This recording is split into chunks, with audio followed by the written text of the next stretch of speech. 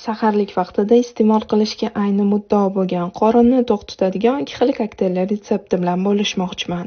Bittasini hattoki dietada bo'lgan insonlar ham bemalol iste'mol qilsa bo'ladi. Ikkinchisi esa shirinlik xo'rlarga yoqishi aniq. Idishga banan, sut, ovsyanka va xurmoni solib, blender yordamida bir xil holga kelgungacha aralashtiramiz.